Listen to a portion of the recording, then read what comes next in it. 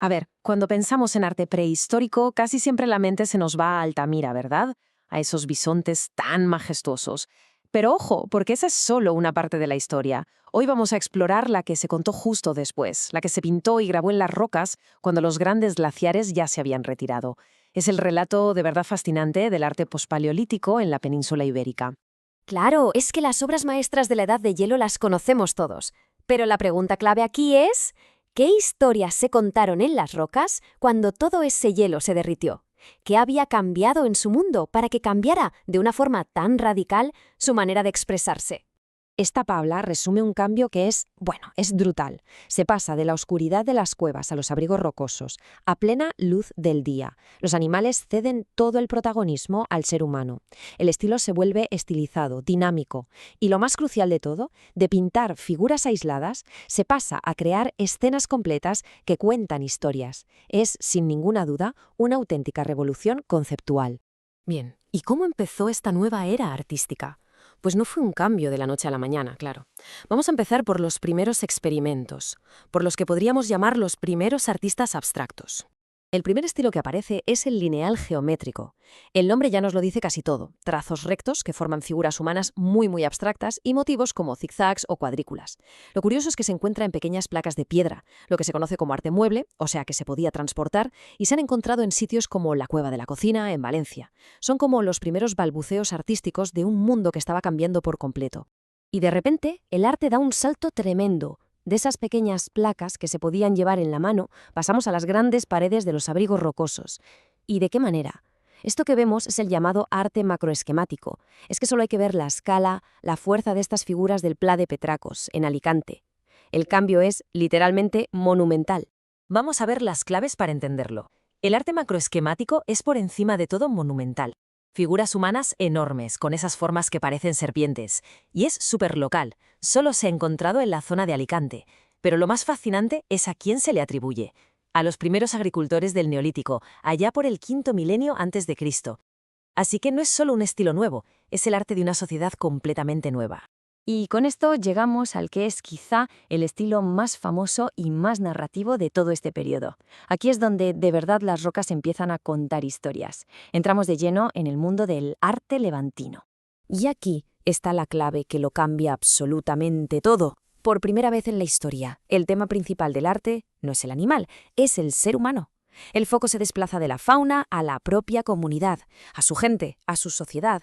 Es un cambio de mentalidad que no tiene precedentes. El estilo levantino es pura innovación, de verdad. Sus artistas descubren la composición, el movimiento, crean escenas llenas de dinamismo. Nos cuentan su vida, cacerías, danzas, combates. Las figuras son muy estilizadas, alargadas, con una elegancia increíble. Y aunque suelen ser pequeñitas, de unos 10 centímetros, juntas crean murales narrativos enormes. La técnica también es muy característica.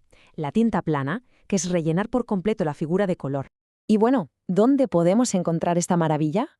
Pues a lo largo de todo el arco mediterráneo de la península. Este mapa lo deja clarísimo. Desde Huesca y Lleida por el norte, bajando hasta Almería en el sur. Son cientos y cientos de abrigos rocosos, que por cierto, hoy son patrimonio de la humanidad. Un auténtico tesoro al aire libre. Pero claro, ponerle fecha a todo este arte no fue nada fácil. De hecho, durante décadas la comunidad científica estuvo metida en un debate enorme, un auténtico misterio arqueológico que, bueno, vamos a intentar resolver ahora mismo. La pregunta que lo dividía todo era básicamente esta.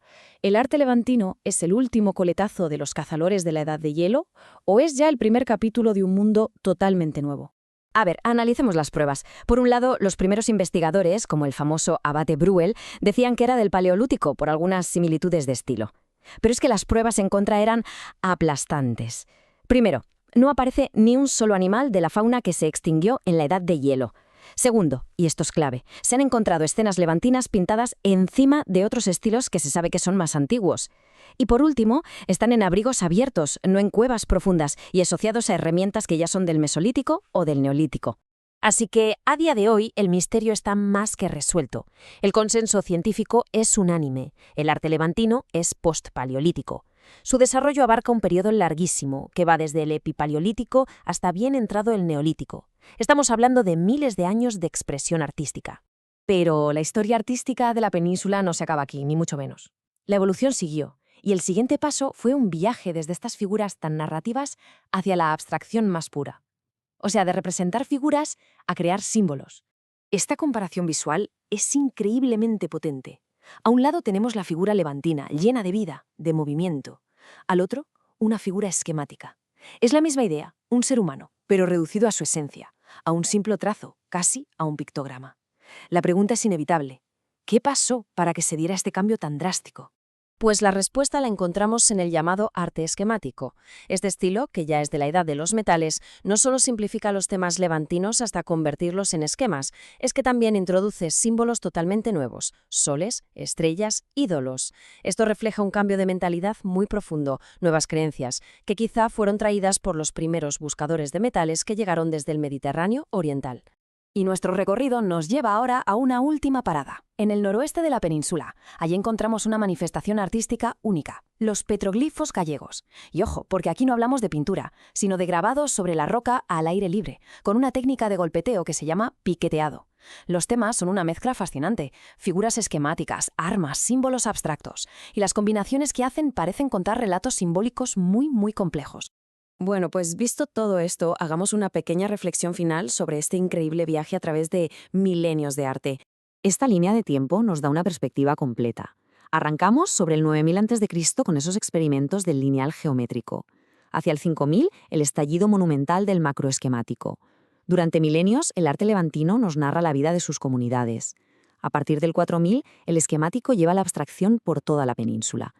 Y ya en la Edad del Bronce, los petroglifos gallegos graban su propia historia en el noroeste. Es un mosaico de estilos que abarca miles y miles de años. El viaje ha sido asombroso.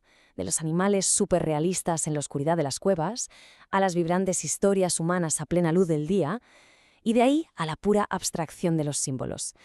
La pregunta final, claro, queda en el aire. ¿Qué nos cuenta toda esta evolución artística sobre cómo cambiaron las sociedades, las creencias y la propia forma de ver el mundo de nuestros antepasados? Porque al final, el arte siempre es el mejor espejo en el que se mira la historia humana.